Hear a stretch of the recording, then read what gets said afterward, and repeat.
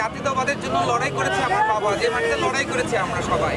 দীর্ঘদিন পরে আমার দলের ভারপ্রাপ্ত চেয়ারম্যান আমাকে আবার সুযোগ করে দিয়েছেন সেই রাজনীতি করার জন্য। এবং আজকের এই উত্তরদেশের পরে আমাকে জলঢাকার মানুষ যেভাবে, আমি যে তাদের সন্তান, তারা আমাকে এভাবে গ্রহণ করে নিয়ে আমাকে যেভাবে গ্রহণ করলো, আমি আসলে আবেগে আপ্লুত। আমার আসলে ভাষায় প্রকাশ করার মতো নয়, কোনো ভাষা নেই। আসলে এলাকার মানুষ কখনো আমাদেরকে ফেলে দেয়নি, আবারও আমাদেরকে এই সন্তানের মতোই আমাকে নিয়ে, আসলে আমার আর ভাষা নেই।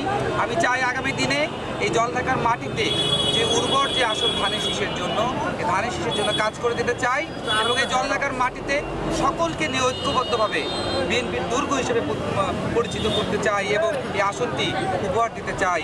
আমি বিশ্বাস করি আমাদের ভারপ্রাপ্ত চেয়ারম্যান যাকেই মনোনয়ন দিবে, ধানের শীষ যাকে দিবে, অবশ্যই আমরা সকলে সেখানে ঐক্যবদ্ধভাবে কাজ করব ইনশাআল্লাহ।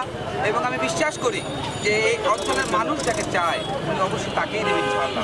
এবং আমি প্রত্যাশা করি যে এখানে যদি আমাকে ধানের শীষের সুযোগ দেয়, আমাকে যদি এই অঞ্চলে সেবা করার জন্য আমার অ্যাক্টিং চেয়ারম্যান আমাকে যোগ্য মনে করেন, ইনশাআল্লাহ আমি এই আসনকে সকলে ঐক্যবদ্ধ করে আসন উপহার দিতে পারবো।